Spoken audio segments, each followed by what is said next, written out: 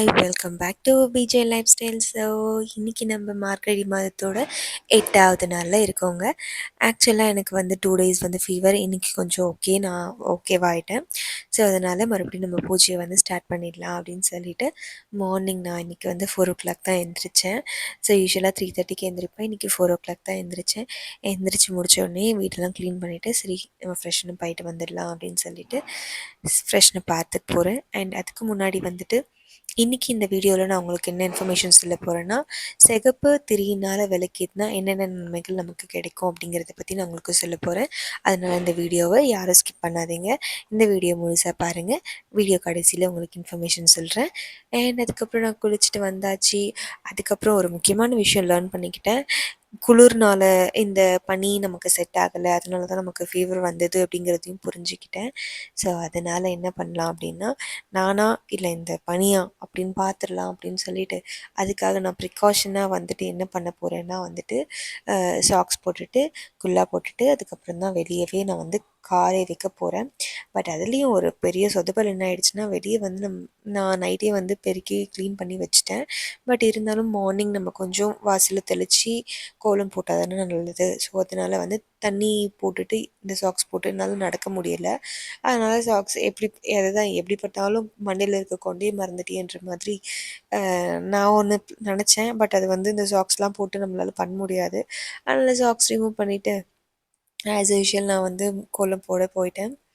கோலம் நைட்டு பெருக்குனதுனால இப்போ வந்து வெறும் தண்ணி மட்டும் தெளிச்சுட்டு நம்ம வந்து கோலம் போட்டுடலாம் அப்படின்னு சொல்லிட்டு ரெடி ஆகிட்டுருக்கேன். அண்ட் இன்றைக்கி வந்துட்டு பார்த்திங்கன்னா வந்துட்டு நம்மளோட லைஃப்பில் நம்ம வந்து இது பண்ணலையே அப்படின்னு சொல்லிட்டு நம்ம வந்து எதுவுமே இருக்கக்கூடாது அப்படின்றத நான் நிறைய யோசிப்பேன்.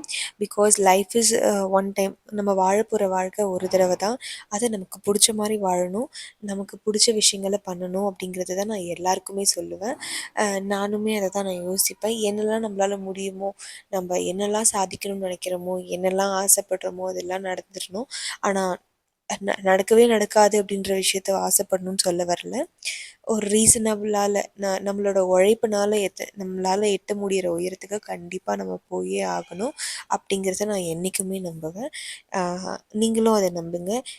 உங்களால் முடியாதுன்னு யாராவது சொன்னாங்கன்னா அதை ஏற்றுக்காதீங்க. கண்டிப்பாக அதை முடியும் அப்படின்ட்டு உங்களோட உழைப்பால் முன்னேறி காட்டுங்க.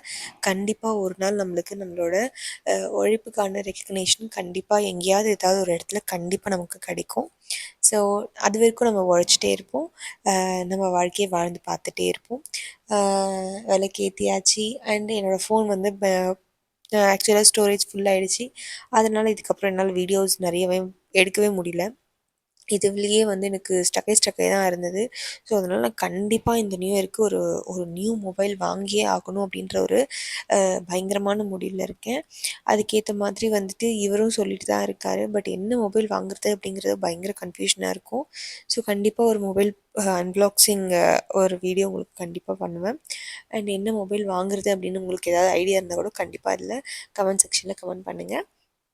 அண்ட் அதுக்கப்புறம் பார்த்திங்கன்னா, இன்றைக்கி நான் வந்து பிரசாதம் வந்து எதுவும் செய்யலை. பிரசாதம் எதுவும் செய்யாதனால நான் என்ன வச்சுருக்கேன்னா வந்து இன்றைக்கி வந்து பானக தண்ணியும் அதில் ஏலக்காய் போட்டு தான் வச்சுருக்கேன். நான் வந்து கோவிலில் கேள்விப்பட்டிருக்கேன், நம்மளோட பிரச்சனைகள் எதுவாக இருந்தாலுமே வந்து நம்ம தண்ணியில் வெல்லத்தை போட்டோன்னா அது கரையிற மாதிரி நம்ம கஷ்டம் கரையும் அப்படின்னு சொல்லுவாங்க. அதை ஞாபகம் வச்சுட்டு நான் வந்து இன்றைக்கி எங்கள் வீட்டில் நான் வந்து தண்ணியில் வெல்லம் வச்சுட்டு அதில் ஏலக்காவையும் போட்டுட்டு பிரசாதமாக வச்சுருக்கேன். ஸோ இதை கடவுள் ஏற்றுப்பாங்க அப்படின்ற நம்பிக்கையோடு இருக்கேன். கண்டிப்பாக நம்ம கடவுள் நம்ம என்ன கொடுத்தாலும் ஏற்றுப்பாங்க. அண்ட் அதுக்கப்புறம் இன்றைக்கி நம்ம சிவப்பு திரியினால் விளக்கேற்றினா என்னென்ன பயன்கள் அப்படின்னு பார்த்தீங்கன்னா, சிவப்பு திரியினால் என்னென்ன நன்மைகள்னு பார்த்தீங்கன்னா, திருமண தடை நீங்கும், குழந்தை பாக்கியம் பெறவும், எதிரிகள் தொல்லையிலிருந்து மீண்டு வரவும் உதவும், கடன் தொல்லையிலேருந்து மீண்டு வருவோம். அதுக்கப்புறம் துர்கை அண்ட் பைரவருக்கு வந்து இந்த விளக்கு போட்டு பூஜை பண்ணால் ரொம்ப ரொம்ப நல்ல விசேஷமானது. தைரியம், நேர்மறை ஆற்றலாம் நம்ம வீட்டில் இருந்து விலகி போகும். கண்டிப்பாக இதை யூஸ்ஃபுல்லாக இருக்கும், பயன்படுத்தி பாருங்கள். தேங்க்ஸ் ஃபார் வாட்சிங். இவ்வளோ நேரம் இந்த வீடியோவை பொறுமையாக பார்த்ததுக்கு. அண்ட் மறக்காமல் சப்ஸ்கிரைப், லைக், ஷேர் பண்ணிவிட்டு போயிடுங்க. வாழ்க்கை ஒரு முறை தாங்க, அது உங்களுக்கு பிடிச்ச மாதிரி வாழுங்க.